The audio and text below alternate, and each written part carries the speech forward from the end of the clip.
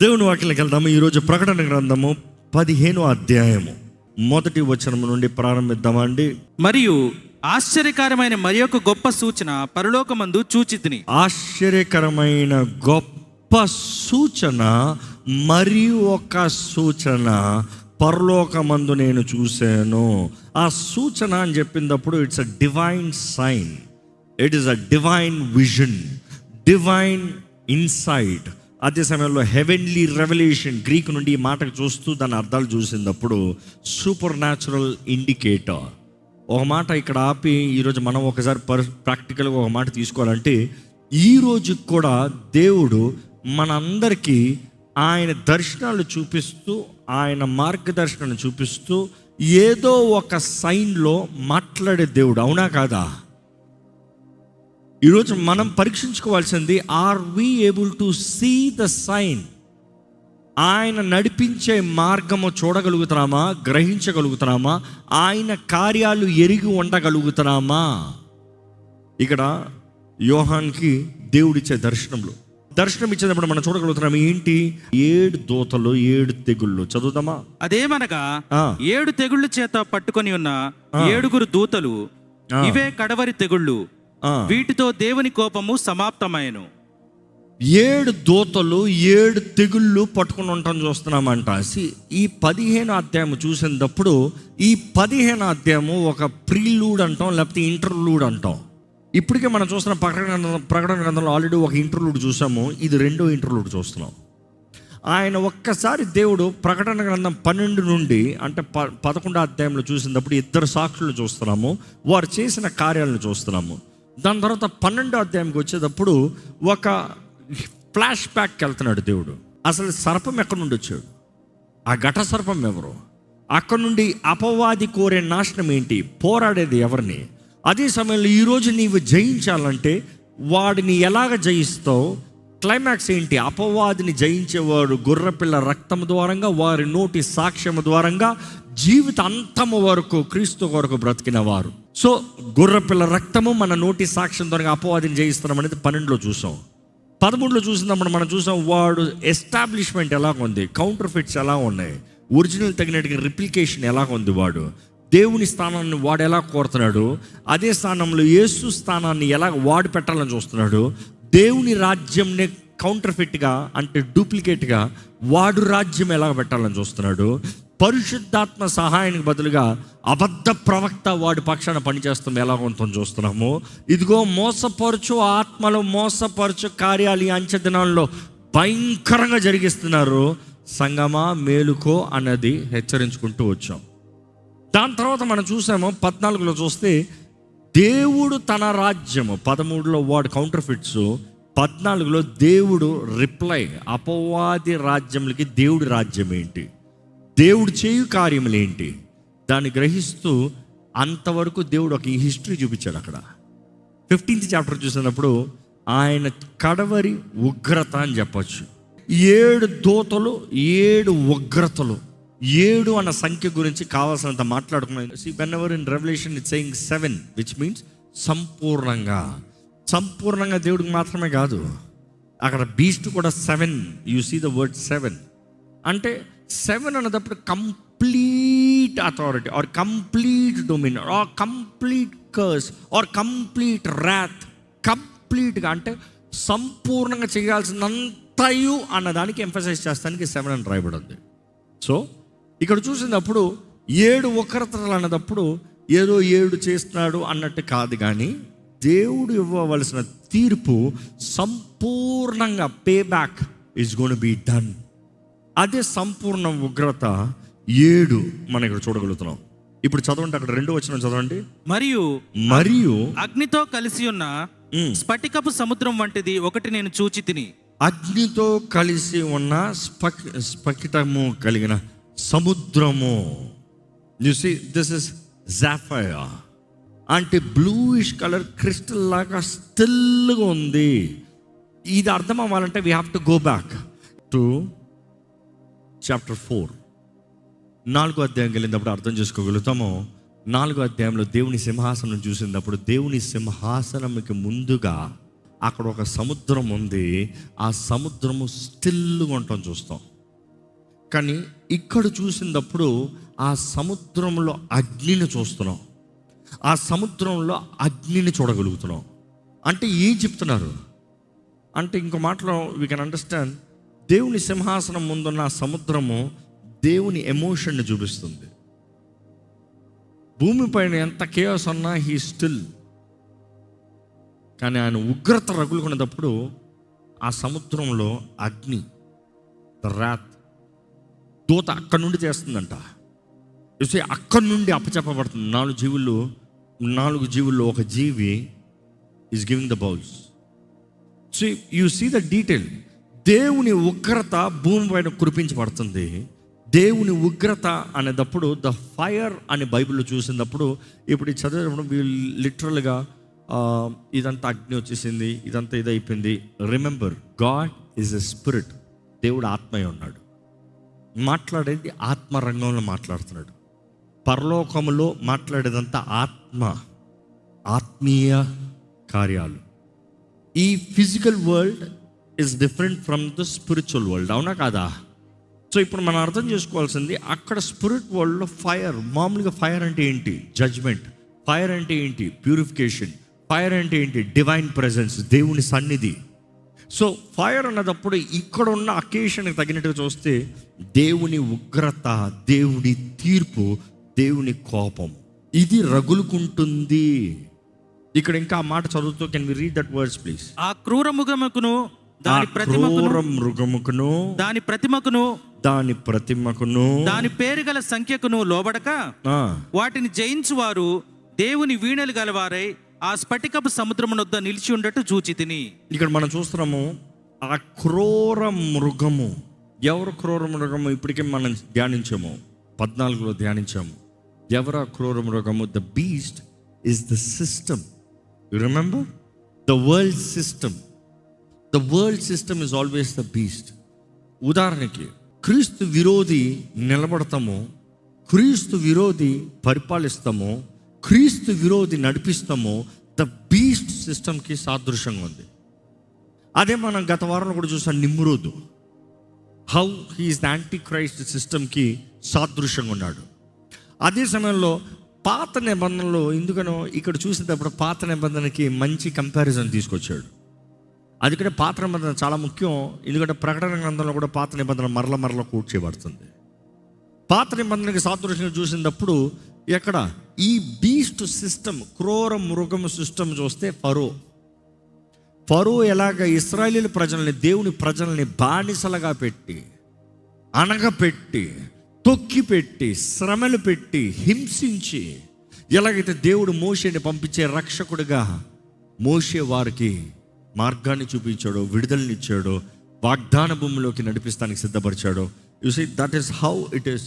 ఈ వీరు కూడా ఎవరైతే జయించారో, ఎవరిని? క్రూర మృగాన్ని జయించాలన్నప్పుడు మరలా జ్ఞాపకం చేసుకోవాలి, ఈరోజు నువ్వు లోకాన్ని, లోకపు కార్యాలని ఎదిరించాలంటే ఏంటి? పాపానికి లొంగుతానికి లేదు, పాపము చేస్తానికి లేదు, పాపము అని తెలిసి పాపము మార్గంలో వెళ్తానికి లేదు. ఈరోజు ఎంతమంది నిజంగా మిమ్మల్ని మీరు దేవుని కొరకు పరిశుద్ధంగా కాపాడుకోగలుగుతున్నారు? ఇదిగో గత వారం దేవునికి సమర్పించుకున్నారు, ఇదిగో దాని ముందు వారం దేవునికి సమర్పించుకున్నారు. ఈరోజు చెప్పగలరా, ఇదిగో ఈ నేను సమర్పించబడిన నేను నా జీవితాన్ని పరిశుద్ధంగా కాపాడుకున్నాను అని చెప్పగలరా అండి? లేకపోతే మరలా కక్కిన దాన్నే నాకే కుక్కలాగా ఉన్నామా? అంటే బైబిల్ అదే కంపేర్ చేస్తుంది కదా. నేను చేయను ప్రభా, మరలా చేస్తాం. నన్ను క్షమించి ప్రభా, మరలా చేస్తాం. నన్ను విడిపించి ప్రభా, మరలా చేస్తాం.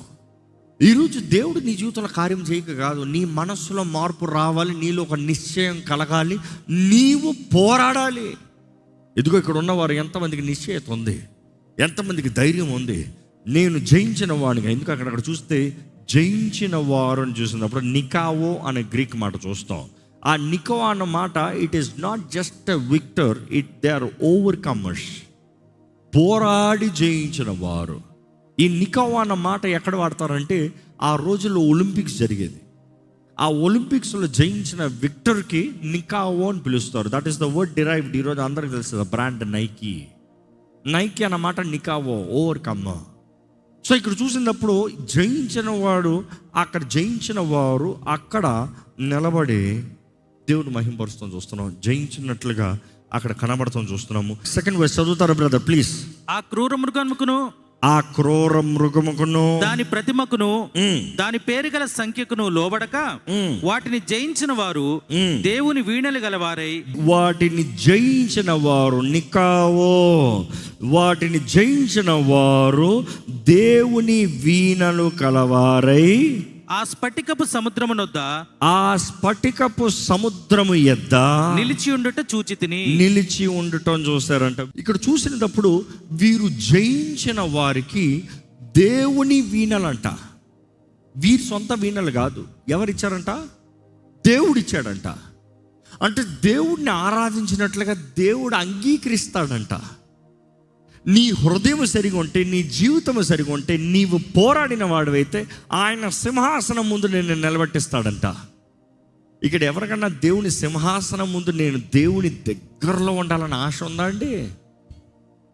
లేకపోతే అబ్బా ఏదో పరలోకానికి వెళ్ళి నా పని నేను చూసుకుని నాకు ఒక గది ఇస్తే చాలు, తిని పడుకుంటాను, నేను ఎవరి జోలికి వెళ్ళను అంటారా?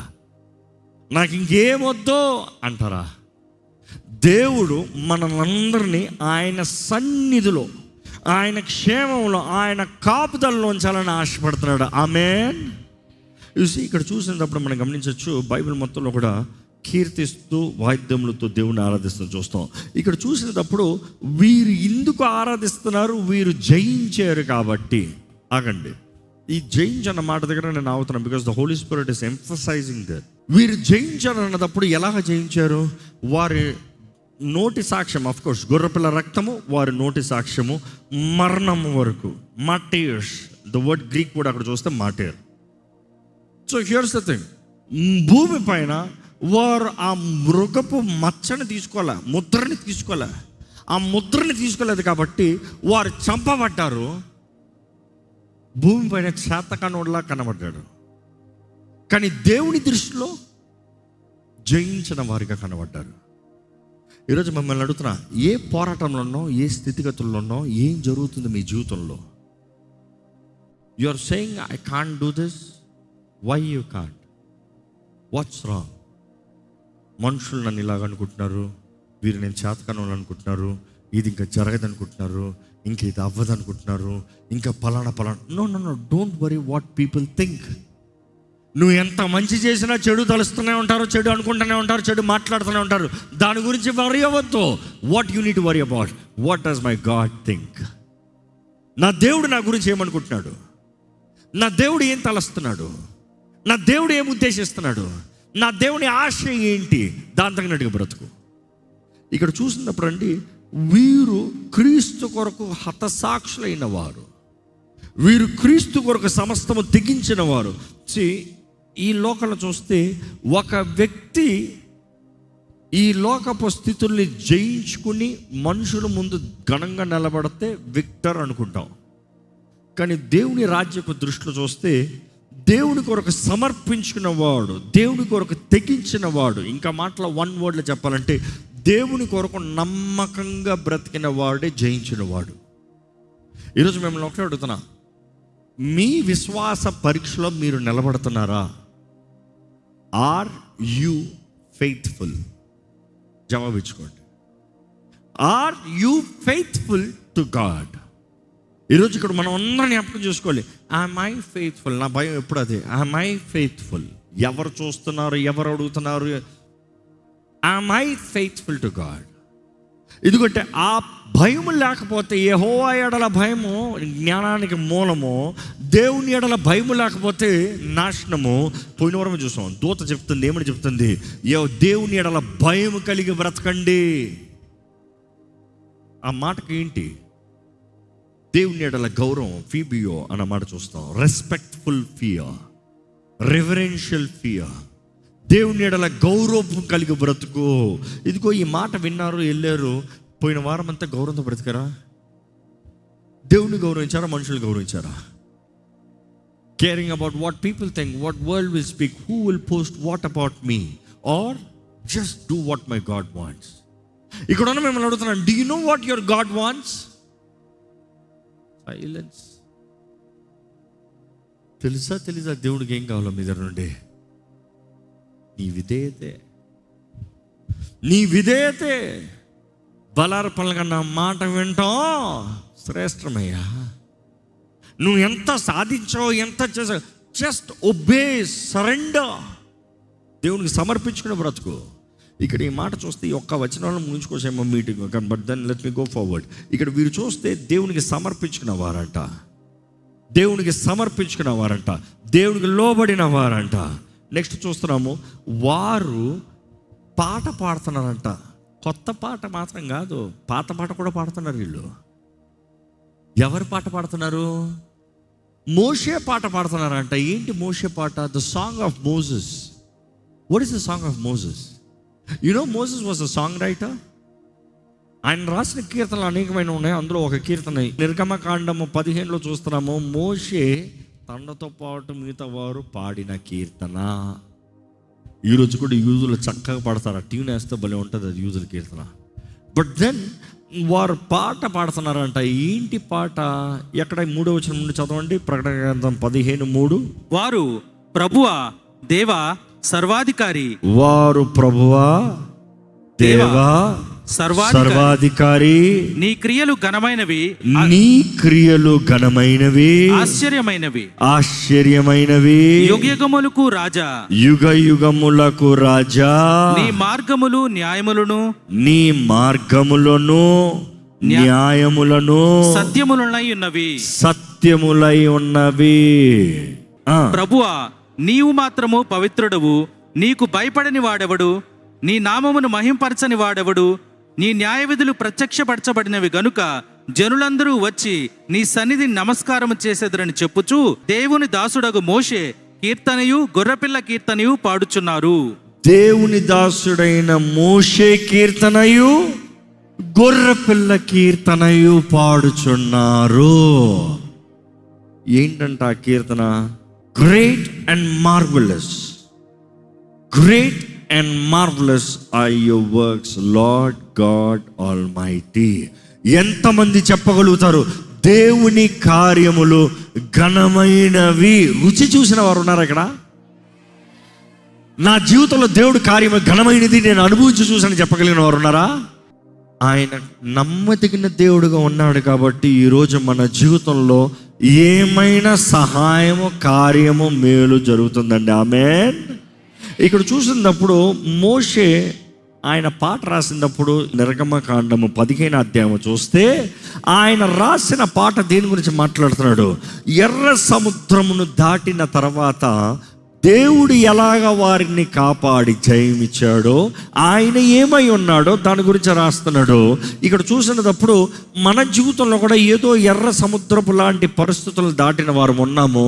కానీ ఒకటి చెప్తున్నాను, నీ జీవితంలో ఎర్ర సముద్రాన్ని దాటాను అనుకుంటే అసలైన ఎర్ర సముద్రం ఏంటి తెలుసా? బికాస్ చాలామందికి ఎర్ర సముద్రం అంటే తెలీదు. ఎర్ర సముద్రం అంటే అపవాది ఆటంకం అనుకుంటాం. Your wrong.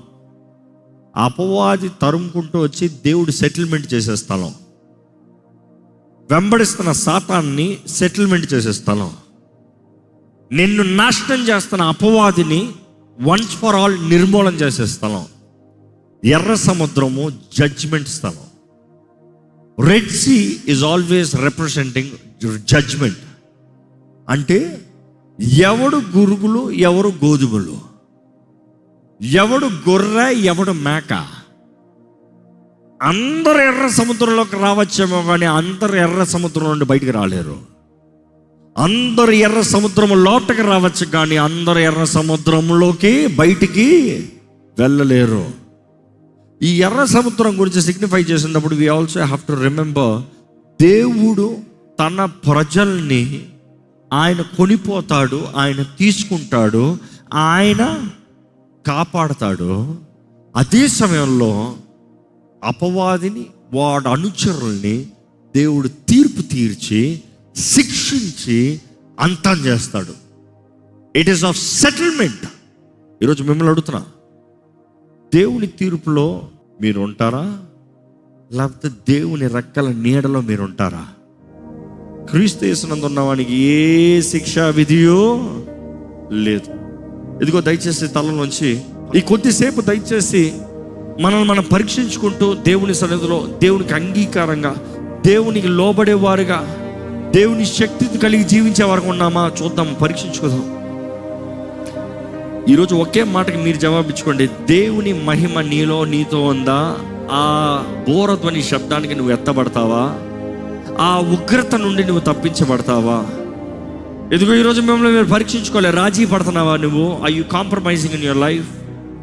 దేవుని కొరకు నిలబడగలుగుతున్నావా? రాజీ పడుతూ జీవిస్తున్నావా?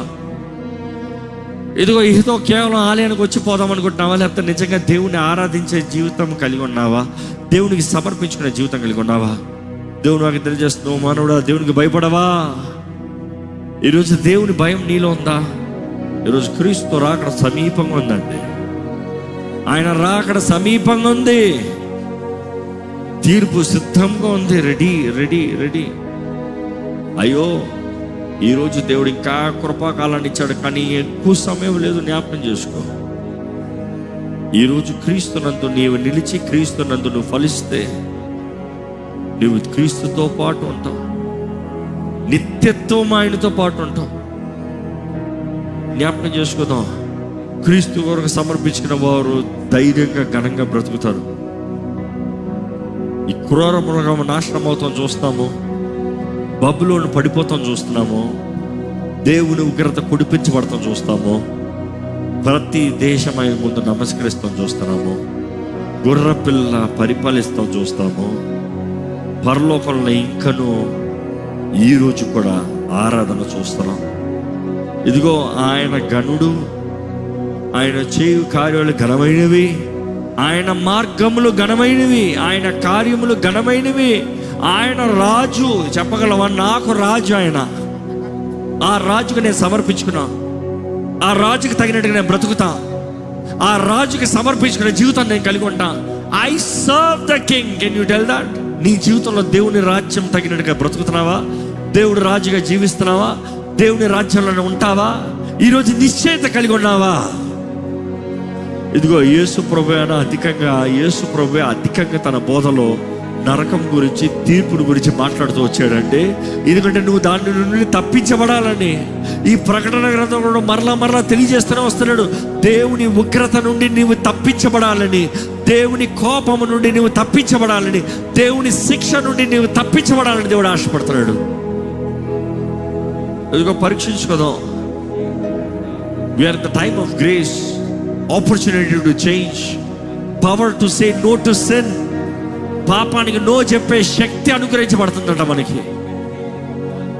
అడుగుదామా? నీ కృపలో నన్ను జీవించే, నీ శక్తితో నన్ను బ్రతికింపజేయి. నాకు నీవు కావాలి ప్రభువా. నిన్ను ఆరాధిస్తున్నాను ప్రభువా. నా జీవితమే సమర్పణ అయ్యా. నా జీవితంలో నువ్వు చాలు ప్రభువా. నీకు సాటి ఎవరు లేరు. నీ పోలి వంటి వారు ఎవరు లేరు. నీలాంటి కార్యములు ఎవరు చేయలేరు. నువ్వు అద్భుతకరుడివి, నువ్వు ఆశ్చర్యకరుడివి, నువ్వు సర్వం శాసించే దేవుడివి, నీ మాట చొప్పున సమస్తం జరిగించే దేవుడివి. అడుగు దేవుడిని, అడుగు దేవుడిని, చెప్పు, దేవుడికి సమర్పించుకో. అడుగు దేవుడి కార్యాలు జరగాలి నీ జీవితంలో. అడుగు దేవుడి శక్తి కనబరచడాలి నీ జీవితంలో. అడుగు దేవుడి ఆత్మ కార్యము ఈరోజు నీ జీవితంలో జరిగిస్తానికి దేవుడు ఆశ కలిగి ఉన్నాడు. అడుగు అడుగు అడుగు అడుగు. పరిశుద్ధ ప్రేమ తండ్రి, ఇదిగోనయ్యా, ఈరోజు ఇక్కడ ఉన్న ప్రతి ఒక్కరు చూడయ్యా. ఏ స్థితిగతుల్లో, ఏ పరిస్థితుల్లో, ఏ రీతికి వచ్చిన వారు ఎరుగున్న దేవుడు అయ్యా. ఒక్కొక్కరిని చూడు ప్రభా. ప్రతి స్థితిని చూడు, ప్రతి గతిని చూడు, ప్రతి బ్రతుకును చూడు. నువ్వు అద్భుతకరుడివి, నువ్వు ఆశ్చర్యములు జరిగించేవాడు. You do great and marvellous works Lord. నీకే స్తుతి, నీకే మహిమ, నీకే ఘనత ప్రభా. ఈరోజు నీ నిబంధనలో పాల్గొని పొందిన ప్రతి ఒక్కరిని నూతన పరిచయ, బలపరిచయ, పునరుద్ధానపు శక్తులు నింపు ప్రభా. నీకు అంగీకారంగా, గనులుగా, నీకు ఇష్టలుగా నేను మహిమపరిచే వారికి చేయమని అడుగుంటాను. దేవా, ఈ ఆలయంలో ఎట్టి స్థితిగతుల్లో వచ్చిన వారైనా కూడా నీ సన్నిధిలో అయ్యా, నీ వాక్యాన్ని తెలియజేయబడిన రీతిగా సియోనులో విడుదల ఉందని, there is deliverance on the mount Zion. ఇదిగో ప్రభా, నువ్వు ఉన్న స్థలము సీయోనయ్యా, నువ్వు నివసించే స్థలము సీయోనయ్యా. దేవా, ఈరోజు మా మధ్య ఆత్మస్వరూపిగా సంచరిస్తున్న దేవా, ఇదిగో బంధించబడిన వారి జీవితంలో యేసు నామములో విడుదల ప్రకటిస్తున్నాను. దేవా, నీవే నీ ఆత్మ ద్వారా కార్యము జరిగించు. అసాధ్యమైందంటూ ఏది లేదయ్యా. నీవు బలపరుస్తే సమస్తము సాధ్యమే. మూయబడిన జీవితాలు, మూయబడిన పరిస్థితులు, మూయబడిన అవకాశాలు, మూయబడిన బ్రతుకుల్ని చూడు ప్రభువా. ఇదిగోనయ్యా, ఈ క్షమనామం ప్రకటిస్తున్నామయ్యా. ఎఫ్ఫతా అని యేసు నామములో ప్రకటిస్తున్నాను. ప్రతి మూయబడిన జీవితములు తలుపులు నజరేయుడైన యేసు నామములో తెరవబడునుగాక. దేవా, లేవనెత్తు, బలపరచు, స్వస్థపరచయ్యా. శరీరములవనే, మనసులవనే ఏం గాయపరచబడ్డాయో, ఎవరి ద్వారా గాయపరచబడ్డాయో, అపవాది ఏ రీతిగా నాశనాన్ని చేస్తున్నాడో నువ్వు ఎరుగున దేవుడివి. నువ్వు సమృద్ధి జీవాన్ని ఇస్తానికి వచ్చిన దేవుడు అయ్యా. నువ్వు దొంగ దోచుకోవడానికి, నాశనం చేస్తానికి, హత్య చేస్తానికి వస్తున్నాడు, కానీ నువ్వైతే సమృద్ధి జీవం. ఎదుగునయ్యా, ఎవరెవరి జీవితంలో అయితే ఏమేమి నాశనములు అయితే ఉన్నాయో ఇప్పుడే ప్రభా, నీ పునరుద్ధానపు శక్తి ద్వారంగా చచ్చిన పరిస్థితుల్లో, అయిపోయిన పరిస్థితుల్లో, ఆగిపోయిన కార్యములు ఇంకా అవ్వదు అన్ని దిగులతో, నిరుత్సాహంతో, ఎవ్వరూ చేయలేరన్న నిరుత్సాహంతో ఉన్న పరిస్థితులు అన్నిటిలో పునరుద్ధానపు శక్తి ద్వారముగా నూతన ప్రారంభము, తిరిగి ఉజ్జీవము, తిరిగి నూతన జీవితము, తిరిగి కుటుంబములు కట్టబడతాం, తిరిగి వివాహాలు నిలబడతాం, తిరిగి అద్భుతములు జరుగుతాం. నజరేయుడైన యేసు నామములో జరుగునుగాక. ఇదిగో ప్రభా, నీకు అసాధ్యమైంది ఏది లేదు. We believe Lord, you are a God of impossible. You do the impossible Lord. నువ్వు చెప్పి చేస్తావు, అసాధ్యమైంది చేసి చూపిస్తావు ప్రభా. నువ్వు అద్భుతకరుడు, నమ్ముతున్నావు. ఈరోజు ఈ ఆలయంలో ఎట్టి పరిస్థితులు వచ్చిన వారు నేను, నీ ఎంతో విశ్వాసంతో ఉన్న వారిని చూడు, బలపరచు, నిలబెట్టు, వాడుకో. నీవే సమస్తంలో కృపనిచ్చి, దృష్టినిచ్చి, శక్తినిచ్చి నడిపించమని ప్రభు యేసు నామములో అడిగి వేడుచున్నాం తండ్రి. ఆమేన్, ఆమేన్, ఆమేన్. దైవం నీవయ్యా.